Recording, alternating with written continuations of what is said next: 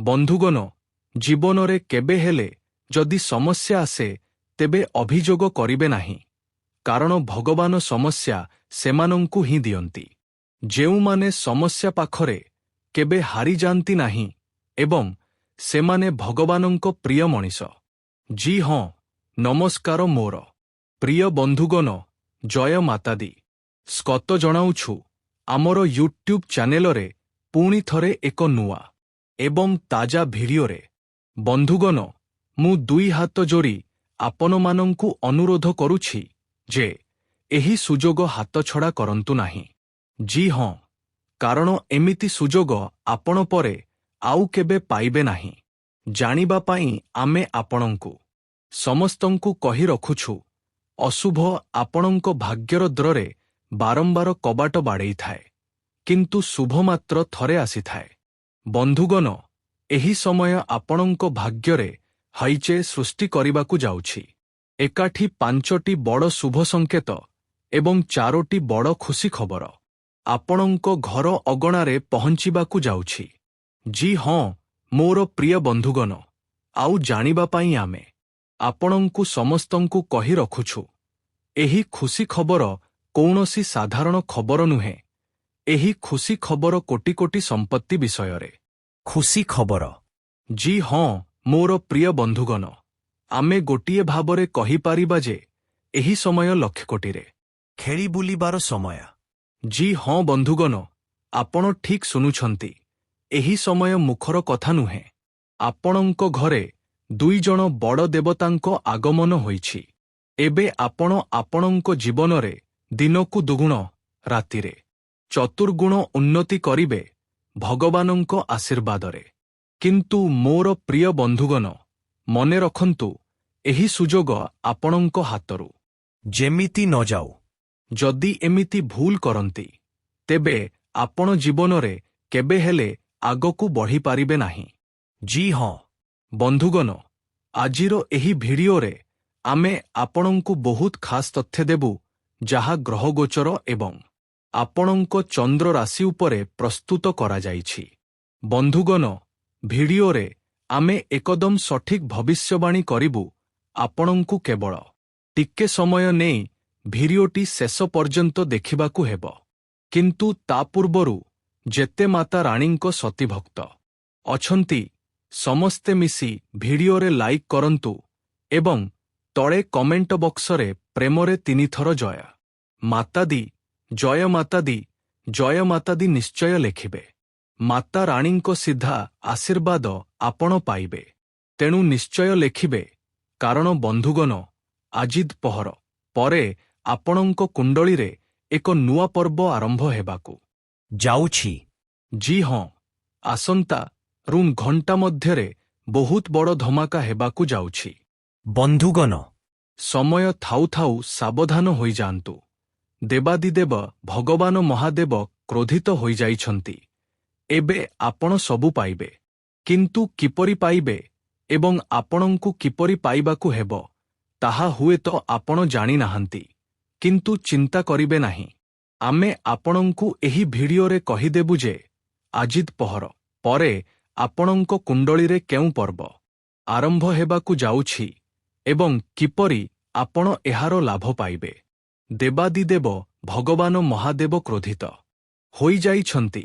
ଏବେ ଆପଣ ଆପଣଙ୍କ ଜୀବନରେ ସବୁକିଛି ପାଇବେ, ଯେପରି ଗାଡ଼ି, ବଙ୍ଗଳା, ଭଲ ପାଇବା, ଟଙ୍କା, ଇଜ୍ଜତ, ମାନ ପ୍ରତିଷ୍ଠା ସବୁକିଛି ପାଇବେ।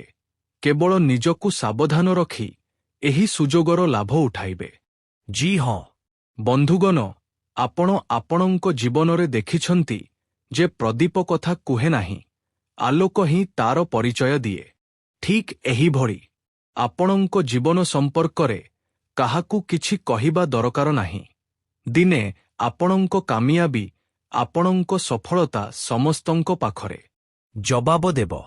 ଜି ହଁ, ଆପଣ ଏତେ ଅଭ୍ୟାସ ଖାମୋଶିରେ କରିଛନ୍ତି ଯେ ସଫଳତା ସ୍ୱର ମଚାଇଦେବ।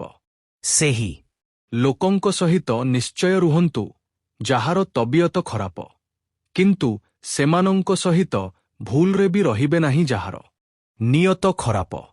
ଜି ହଁ ବନ୍ଧୁଗଣ, କାରଣ ଏମିତି ଲୋକଙ୍କ ଜୀବନରେ କେବେ ହେଲେ ସୁଖ ଶାନ୍ତି ଆସେ ନାହିଁ ଏବଂ ନା ସେମାନଙ୍କ ସହିତ ଥିବା ଲୋକଙ୍କୁ ମିଳେ।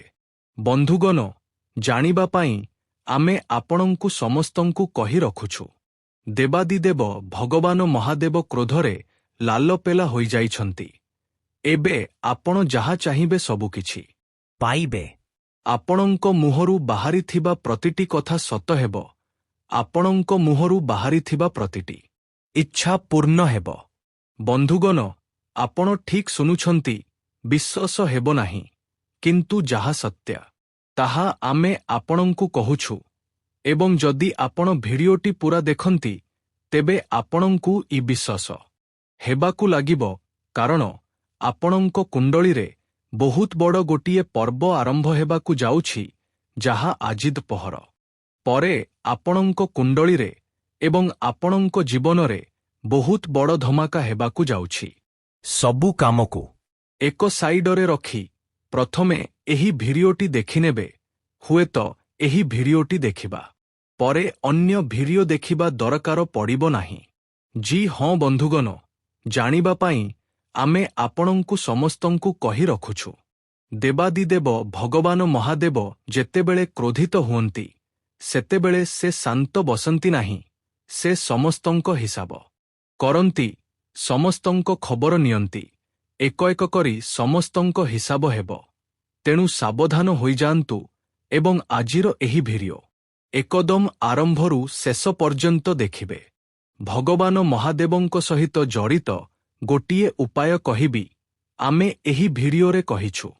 ଏହି ଉପାୟଗୁଡ଼ିକ କରି ଆପଣ ଭଗବାନ ମହାଦେବଙ୍କୁ ଆହୁରି ଅଧିକ ପ୍ରସନ୍ନ କରିପାରିବେ ଏବଂ ଆପଣ ଯାହା ଚାହିଁବେ ତାହା ମଧ୍ୟ ଆପଣ ପାଇବାକୁ ଲାଗିବେ।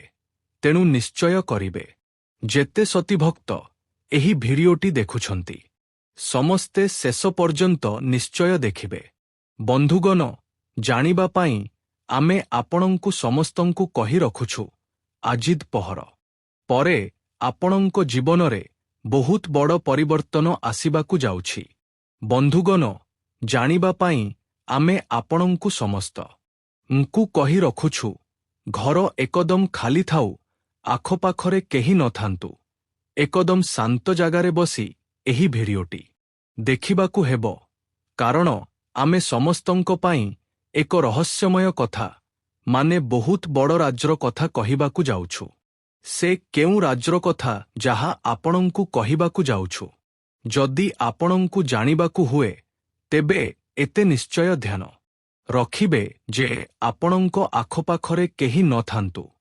ଏକଦମ ବନ୍ଦ ଘରେ ଶାନ୍ତ ଜାଗାରେ ବସି ଭିଡିଓ ଷ୍ଟାର୍ଟ କରିବା ଏବଂ ଆରମ୍ଭରୁ ଶେଷ ପର୍ଯ୍ୟନ୍ତ ଦେଖିବା।